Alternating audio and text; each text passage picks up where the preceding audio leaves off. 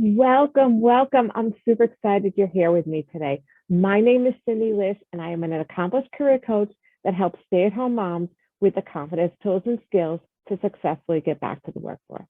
Yep, that's exactly what I do. So whether you've been out for 20 minutes or 20 years, this is the place for you. In fact, over the past 8 years, I've successfully helped over 600 women to confidently get back to the workforce at jobs they absolutely love. But before we get started, I want to let you know of these free resources I have for you. So you can subscribe to my channel so you're the first to know every single time I go live, which is going to be weekly on Wednesdays. And if you look below this video, I have all these links. You can sign up for my free mailing list so that you get all my content directly to your inbox. I have a free private Facebook group, free masterclass, lots and lots of resources, all available for you. Okay, let's get started.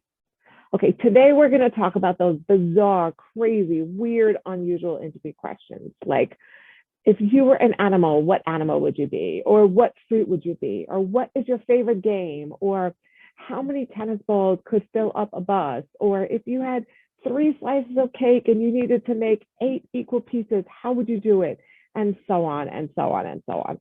Okay, yes, let me tell you, just in case you were wondering, yes, these actually are real interview questions. I did not make them up. They are real interview questions. You can certainly Google bizarre interview questions. They are real interview questions that are used by big name companies, okay? And small ones as well.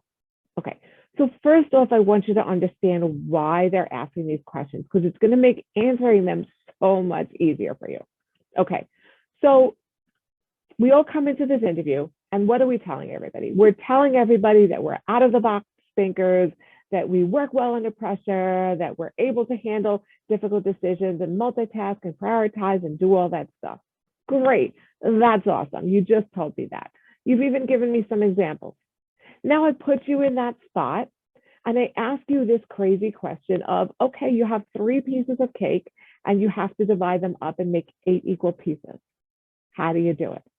You're now in that under pressure situation of having to come up with a plan, right? Problem solve, come up with a solution in a way that is not immediately obvious, right? If they had 4 pieces of cake and you have to make 8 pieces of cake, you would very simply say, well, I would cut every one in half. Boom, done, simple solution, right? But jobs and life are not about simple solutions. So they want to see a couple things from you. They want to see, number one, how do you handle the stress? How do you handle the pressure when you're thrown off guard? Because clearly you're sitting here, you're in the interview chair, you're nervous to begin with, okay? They know that, you know that. So you're nervous to begin with.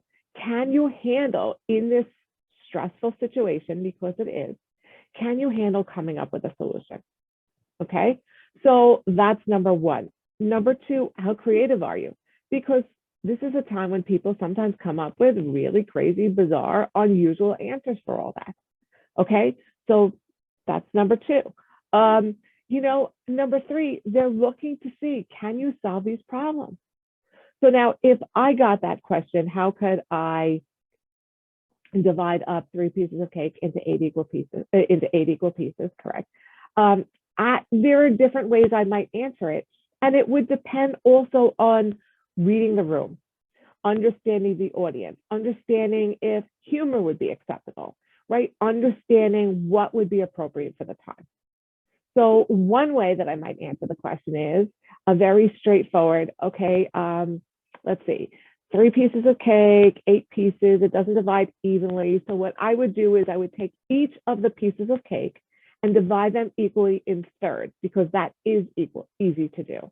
So now I have 9 pieces of cake that are all the same size.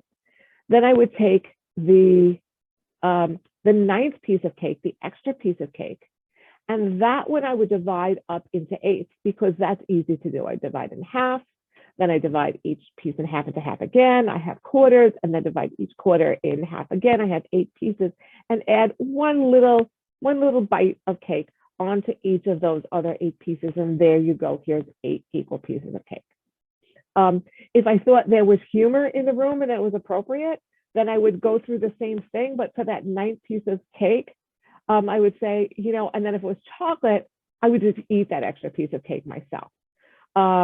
and then we'd still have 8 equal pieces of cake. I might come and say that I would weigh them, right? Coming up with another way that I would put everything on the scale. I would divide it up by weight, right? So there are a number of different ways that I could talk about answering the question. And they're looking to see, can you think on your feet? Can you solve the problem? There is not a right or wrong answer. So remember that there isn't a right or wrong answer, except coming and saying, wow, I have no idea. I need a lot more time to think about this, right? So that would be the wrong answer. Okay, but the right answer is thinking about that. Now, the other thing that I want you to always consider when you're answering these bizarre, off the beat questions is, you know how I always tell you, remember what the job posting is. Think about what they're looking for at this job. Okay, so for example, suppose they gave you a question of, are you more of a hunter or a gatherer? Okay, so that requires a couple of thought processes, a couple of things for you to recognize before you can even answer that question. So first off is, what is the job mostly like? Is the job mostly a research job where you have to put together a lot of information? Or is it something where you have to be a lot of one thing, do one task, next, one thing, do one task? Okay, so that's the first thing to understand in answering the question.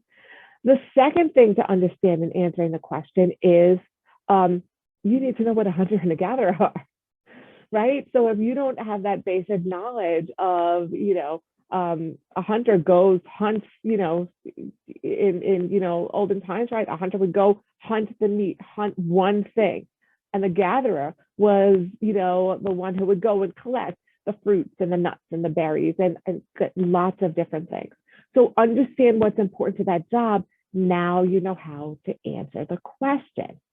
You see what I'm talking about? Okay. Let's do one more. Let's do, what if you were an animal? What animal would you be? Okay. So now, again, there's no right or wrong answer, but there is definitely an opportunity to stand out. Okay. And that's what we want to do, is we want to be memorable. We want to stand out. I mean, for the right reasons, of course, but we want to stand out on an interview. So for example, one of my clients who is, not 28 years old, as most of us are not, okay? I myself am 52 and I've grown in sexy stage. But so, she was asked that question recently on an interview, if you were an animal, what animal would you be? And she was going for a senior management position, and she sees that question and used it to her best advantage. And what did she say? She said, I would be an elephant because they're known for their wisdom. Got it, right? And that was the right answer. And the interviewer was so impressed with her answer, actually came back to her and said, wow, that's great. The answers I usually hear are dog and tiger, right? So you want to stand out. Now, I mean, I'm a dog lover. You probably know that, right? But to just come and say, I would be a dog because they're dedicated and they're loyal, it's not making you stand out from the other people. Okay. On the other hand, talking about a tiger, right? I'm a tiger. I just go after it, right? I go after all the goals. I rip them apart. Okay. But it's a common answer. So think about answers that would make you stand out. And of course, avoid, answers like saying, I'm a sloth, the animal that's known for sleeping, 25 out of 24 hours of the day, right? So think about what's important to the job and take a second. That's the other strong bit of advice I could give you. You don't have to, the second they say, what animal would you be? Or how many tennis balls could fill up a bus? Or anything else like that. You don't have to spit an answer out that immediate second.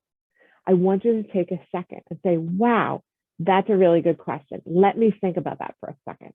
And then answer the question, right? Because that will give a lot more credibility to you that you're putting thought into what's going forward.